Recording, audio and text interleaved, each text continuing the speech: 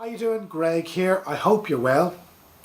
Since the beginning of the new year, I think the general consensus out there in the marketplace is 2010 is looking a slightly better year. There's a bit of optimism in the marketplace at the moment. And with that optimism, hopefully will come more job opportunities, which will mean that we'll be doing more interviews. So today what I want to focus on is interview preparation. The main reason why a lot of us will fail to secure positions that we go for interview for is not even so much our competition, it's because we didn't take our job interview preparation seriously enough. So here are a couple of things we should take into consideration prior to showing up for our interview. First things first, we've got to know where we're going, and we got to know exactly how we're going to get there. Now that might seem really obvious, but if I have an interview on a Friday, I want to make sure that I do a dummy run to that interview on the Thursday or the Wednesday before. So I know exactly what the traffic's like, I know exactly how to get there, and I'm not fretting or stressed out on the day of the interview. I also want to make sure that I'm planning to get to my interview at least 15 minutes early, rather than be stressed out because I'm going to be 5 minutes late. Another thing we very much need to take into consideration is we need to know exactly who we're meeting and what those individuals, what their titles are and what their function in the company is. And once we know that, we want to make absolutely certain that we've done as much research on those individuals as possible. We mentioned LinkedIn in the past, and LinkedIn can be a great source of information to find out a little bit more information about an individual. So again, do the research and find out as much information on the people that are going to be interviewing us. This next one might seem really obvious, but have we researched the company? And have we researched the company properly? So again, looking on the internet, making sure that we know exactly what the company does. We look and see what achievements and what wonderful things the company has done in the past.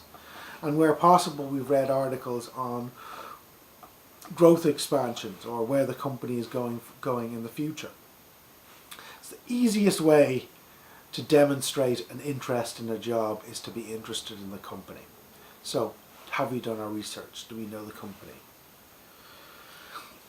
Again, particularly as a lot of us are starting to apply for jobs speculatively, do we have a job description for the role we're going for?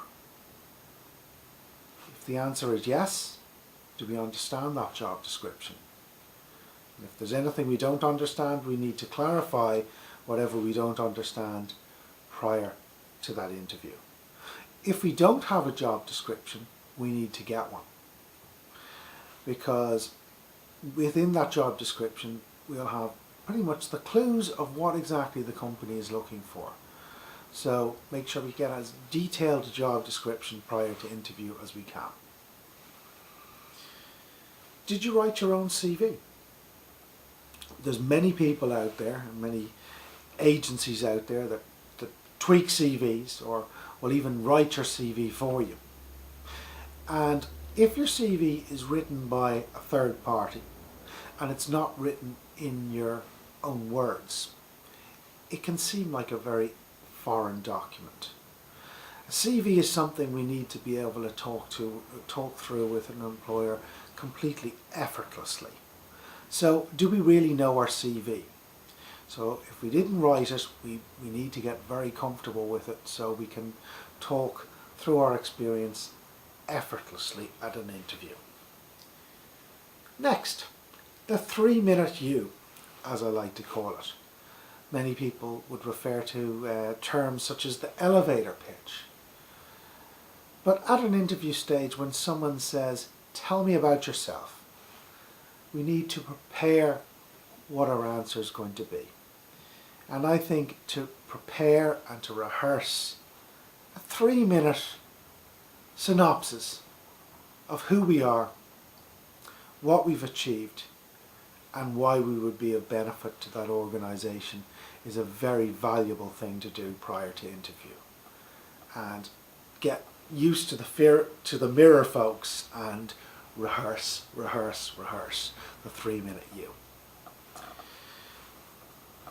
Questions at the end. I used to do this all the time.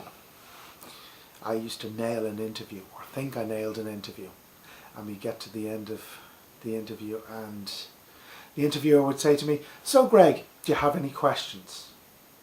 My mind would go completely blank. All what I wanted to do was get the hell out of there. I'd done a good interview. I didn't want to mess anything up.